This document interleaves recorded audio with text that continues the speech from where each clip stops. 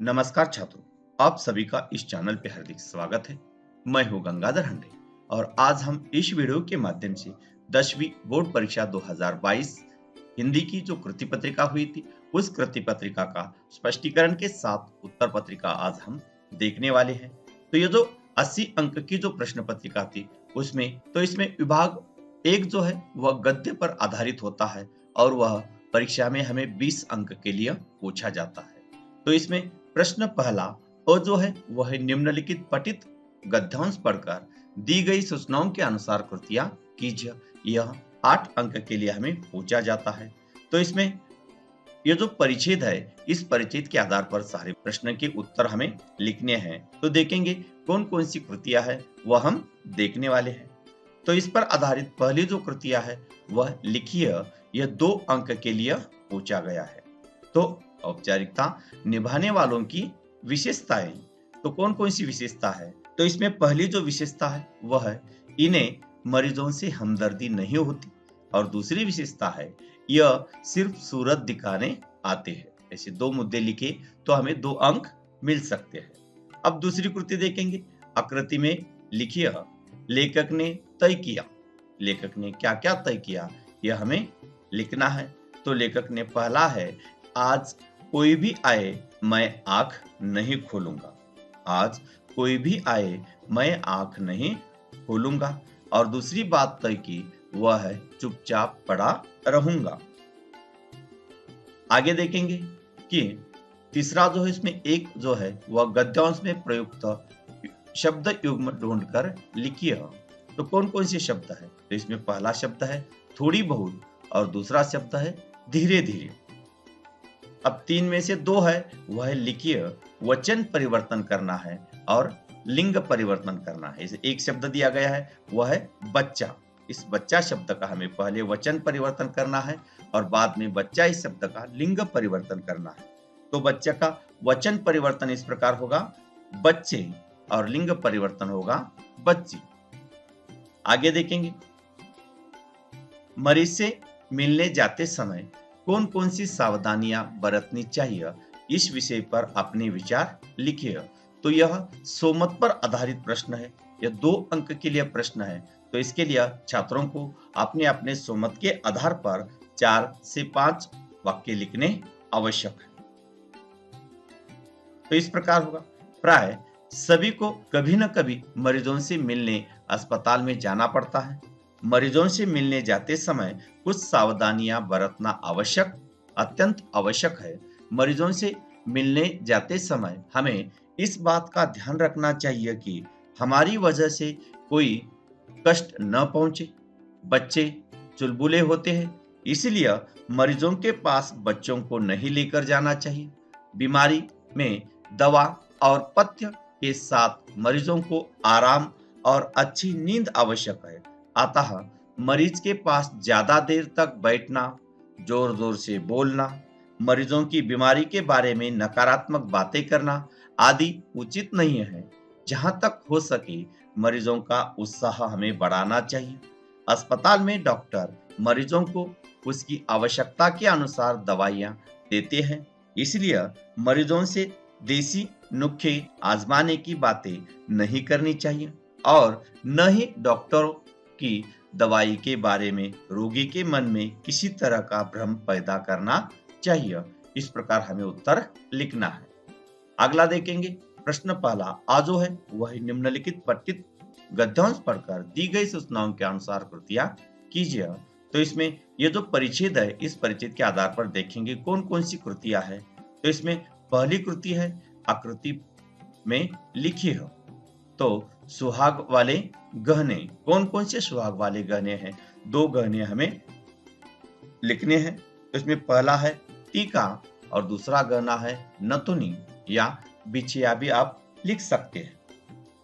अगली कृति देखेंगे गद्यांश में प्रयुक्त शहरों के नाम। तो गद्यांश में प्रयुक्त पहला शहर है रामनगर और दूसरा शहर है बहादुरगंज। आगे देखेंगे निम्नलिखित वाक्यों में उचित क्रम लगाकर लिखिए। तो इस प्रकार है मुंह दिखाए में गहने मिले, बाबूजी अपनी पीड़ा न रोक सके, विदा होकर रामनगर आना, 5 ग्राम सोने के गहने आना। तो ये जो क्रम है, इसका क्रम इस प्रकार आएगा। पहला आएगा 5 ग्राम सोने के गहने आना, दूसरा है विदा होकर रामनगर आना, तीसरा है मुंह दिखाए में गहने मिले, और चौथा जो है वह है बाबूजी आपने पीड़ा न रोक सके। इस प्रकार उचित क्रम इसका है। आगे देखेंगे, वचन परिवर्तन करके लिखिए। तो रिश्ता, इसका वचन परिवर्तन आएगा रिश्ते। दिन, दिन का दिन ही आएगा। शादी, शादियां। मुसीबत, मुसीबतें। इस प्रकार लिंग परिवर्तन हो जाएगा। आगे देखेंगे, पारिवारिक सुख दुख में प्रत्येक का सहभाग, इस विषय पर 25 से 30 शब्दों में अपने विचार लिखिए। तो छात्रों को ये 25 से 30 शब्दों में स्वमत के आधार पर विचार लिखने हैं। आगे देखेंगे, निम्नलिखित अपठित गद्यांश पढ़कर दी गई सूचनाओं के अनुसार कृतियां कीजिए। यह अपठित गद्यांश है। तो ये जो गद्यांश है, इस गद्यांश पर आधारित देखते हैं कौन कौन सी कृतियां हैं। तो इस पर आधारित पहली कृति है संजाल पूर्ण कीजिए। बापू की अटपट वाणी की विशेषताएं। तो बापू की अटपट वाणी की कौन कौन सी विशेषता है। इसमें पहली विशेषता है वाणी से अपना सारा आशय कह डालते थे। दूसरी विशेषता है उनका हृदय बोलता था। तीसरी विशेषता है उनका व्यक्तित्व बोलता था। और चौथी जो विशेषता है वह है उनके बोल रुपए में घुल मिल जाते थे। अगली कृति देखेंगे, वाणी का महत्व, इस विषय पर 25 से 30 शब्दों में अपने विचार व्यक्त कीजिए। यह प्रश्न स्वमत पर आधारित है और छात्रों को 25 से 30 शब्दों में, मतलब 3 या 4 वाक्यों में छात्रों को इसका उत्तर लिखना है। अब विभाग 2 जो है वह है पद्य पर आधारित है और यह हमें 12 अंक के लिए पूछा जाता है। तो प्रश्न दूसरा अ जो है वह निम्नलिखित पठित पद्यांश पढ़कर दी गई सूचनाओं के अनुसार कृतियां कीजिए। तो इसमें घन घमंड नभ गर्जत घोरा, ये जो परिच्छेद काव्य पंक्तियां है, इस काव्य पंक्तियों के आधार पर देखते हैं। मैंने पूरी काव्य पंक्तियां नहीं लिखी, परिच्छेद पूरा काव्य पंक्तियों का नहीं लिखा है। तो इस पर आधारित कौन कौन सी कृतियां देखेंगे। पहली कृति लिखिए पद्यांश में आए जल स्रोत कौन कौन सी है। तो इसमें घन है, दूसरा है नदी, तीसरा है तालाब और चौथा है समुद्र। यह जल स्रोत है। दूसरी कृति देखेंगे, निम्न शब्दों के लिए पद्यांश में प्रयुक्त समानार्थी शब्द लिखिए। तो पद्यांश में प्रयुक्त समानार्थी शब्द गगन, इसका समानार्थी शब्द है नभ। पर्वत, इसका समानार्थी शब्द है गिरि। बिजली, इसका समानार्थी शब्द है दामिनी। और दुष्ट, इसका समानार्थी शब्द है खल। आगे देखेंगे, उपर्युक्त पद्यांश की अंतिम 4 पंक्तियों का सरल अर्थ 25 या 30 शब्दों में लिखिए। तो इसका अर्थ इस प्रकार होगा, छोटी नदियां वर्षा के जल से भरकर अपने किनारों को तोड़ती हुई आगे बढ़ती जा रही है। जैसे मामूली धन पाकर कोई दुष्ट लोग इतराने लगते हैं, यानी मर्यादा का त्याग कर देते हैं। पृथ्वी पर गिरते ही पानी गेंदला हो जाता है, मानो प्राणी से माया लिपट गई हो। और आगे है, वर्षा का पानी एकत्र होकर तालाबों में भर रहा है।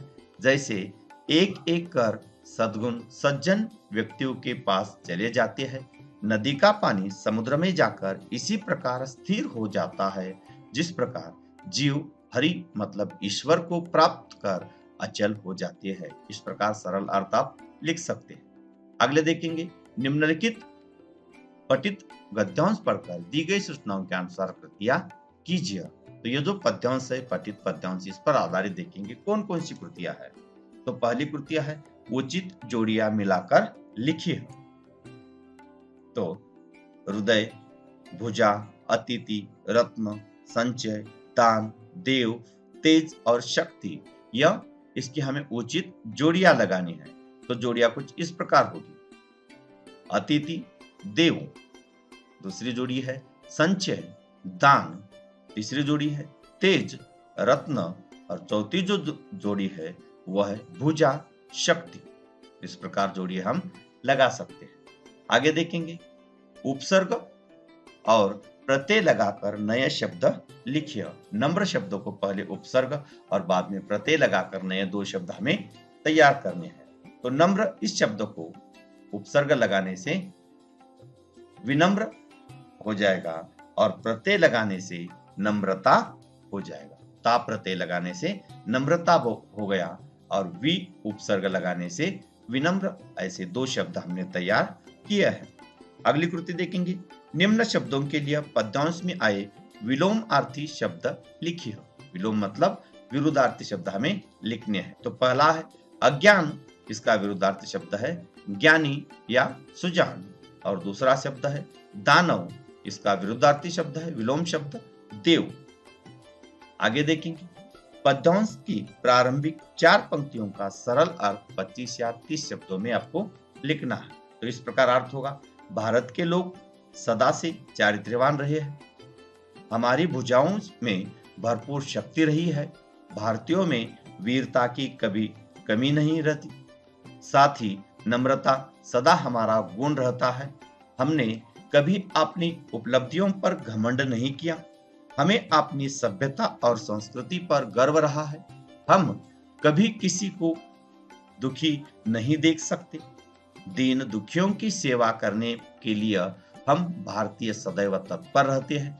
इसके साथ साथ हम यदि धन और संपत्ति का संग्रह करते भी थे तो दान के लिए करते थे।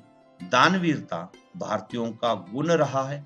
हमारे देश में अतिथियों को सदा देवता के समान माना जाता है। भारत के लोग सत्य बोलना अपना धर्म मानते थे। भारतीय सत्यवादी हरिश्चंद्र की संतानें हैं। हमारे हृदय में तेज था, गौरव था। हम सदा अपनी प्रतिज्ञा पर अटल रहते थे।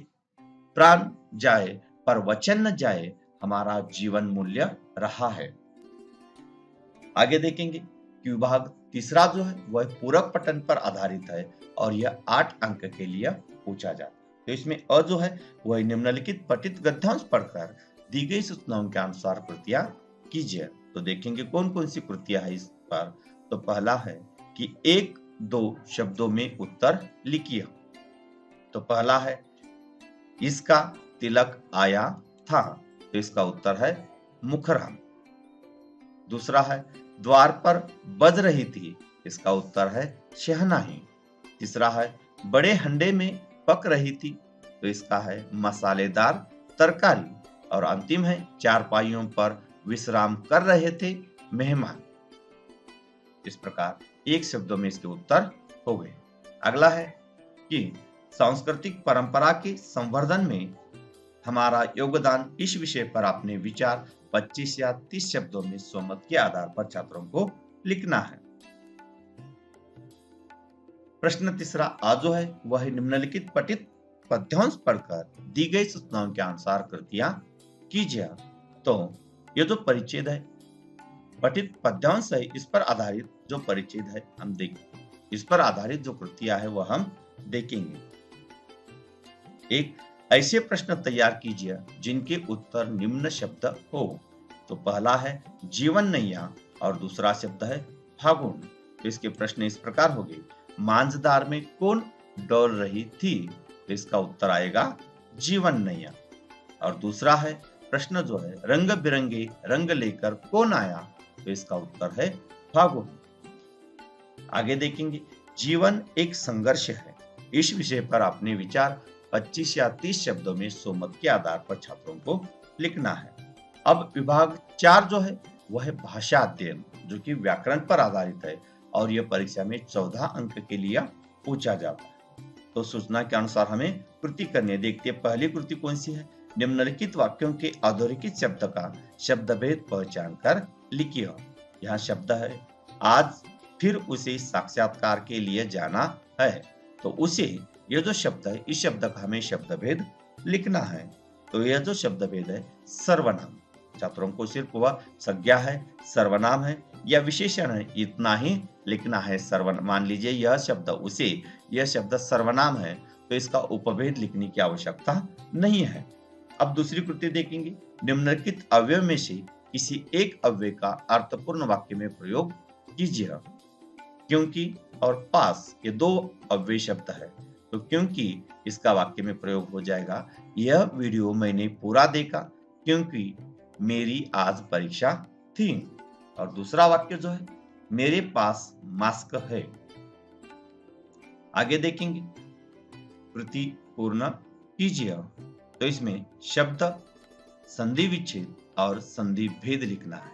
या परा अधिक अर्थ और सदाचार यह शब्द हमें दिए हैं, बाकी लिखना है। तो परा अधिक अर्थ इसका शब्द होगा परार्थ और संधि भेद होगा स्वर संधि। और दूसरा है सदाचार, ये जो शब्द है इसका संधि विच्छेद होगा शतक अधिक अचार, तो यह जो है व्यंजन संधि। आगे देखेंगे, निम्नलिखित वाक्यों में से किसी एक वाक्य की सहायक क्रिया पहचान कर उसका मूल रूप लिखिए। तो वाक्य है, फाटक से पहले ही गाड़ी रोक दी। और दूसरा वाक्य है, नौकरी के लिए आवेदन कर चुका।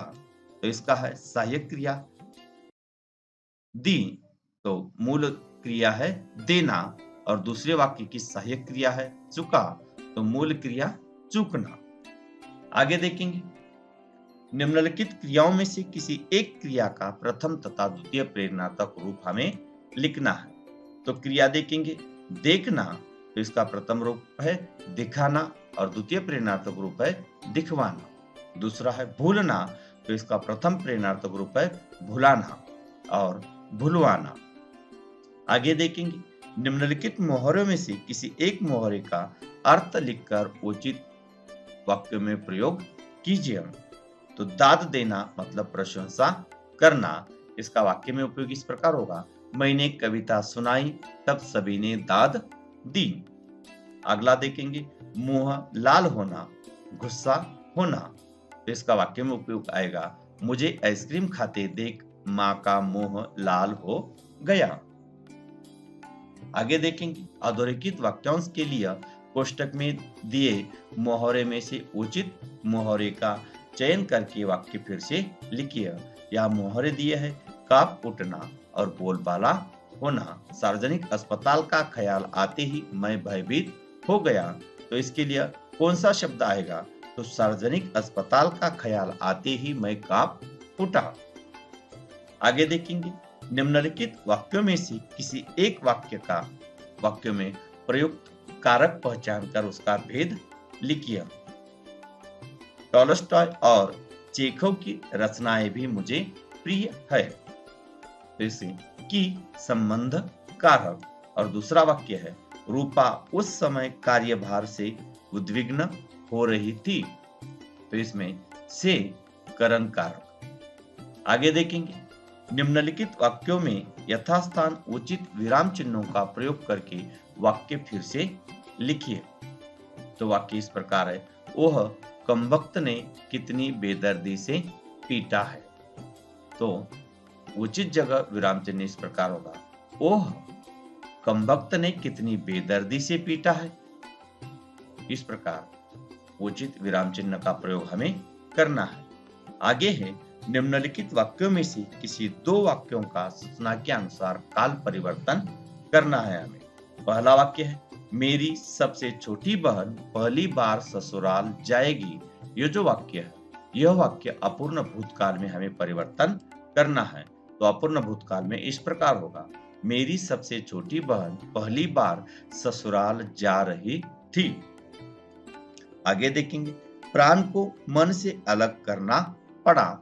यह जो वाक्य है, इस वाक्य का हमें सामान्य भविष्य काल में परिवर्तन करना है। तो इस प्रकार होगा, प्राण को मन से अलग करना पड़ेगा। अगला वाक्य देखेंगे, इसने मुझे बहुत प्रभावित किया। यह जो वाक्य है, इस वाक्य का पूर्ण वर्तमान काल में हमें परिवर्तन करना है। तो इस प्रकार हो जाएगा, इसने मुझे बहुत प्रभावित किया है। आगे देखेंगे, निम्नलिखित वाक्यों का रचना के आधार पर भेद पहचान कर लिखिए। वाक्य इस प्रकार है, बाबूजी का एक तरीका था जो अपने आप आकर्षित करता था। तो यह जो वाक्य है, यह वाक्य मिश्र वाक्य है। 10 में से दूसरा जो है वह निम्नलिखित वाक्यों में से किसी एक वाक्य का कोष्टक में दी गई सूचनाओं के अनुसार परिवर्तन हमें करना है। तो इस प्रकार पहला वाक्य है, लिखने से पहले तो मैंने पढ़ना शुरू किया था। ये जो वाक्य है निषेधार्थक वाक्य में हमें परिवर्तन करना है। तो इस प्रकार होगा, लिखने से पहले तो मैंने पढ़ना शुरू नहीं किया था। आगे देखेंगे, क्या लोग पहाड़ों पर घूमने का शौक रखते हैं? विधानार्थक वाक्य है। इस प्रकार आएगा, लोग पहाड़ों पर घूमने का शौक रखते हैं। आगे देखेंगे, निम्नलिखित वाक्यों में से किसी दो वाक्यों को शुद्ध करके वाक्य फिर से लिखिए। तो इस प्रकार पहला जो वाक्य है, पिताजी ने आंदोलनों से भाग लेने से रोकी। तो यह जो वाक्य है वाक्य शुद्धिकरण इस प्रकार होगा, पिताजी ने आंदोलनों में भाग लेने से रोका। अगला वाक्य देखेंगे, यह पसीना किस लिए बहाई है? तो ये जो है वाक्य शुद्धिकरण इस प्रकार होगा, वह पसीना किस लिए बहाया है। तीसरा वाक्य है, मैं ड्राइवर से बुला लाए। तो ये जो वाक्य है इस प्रकार होगा, मैं ड्राइवर को बुला लाया। तो बच्चों, ऐसी अलग अलग वीडियो देखने के लिए चैनल को सब्सक्राइब कीजिए। धन्यवाद।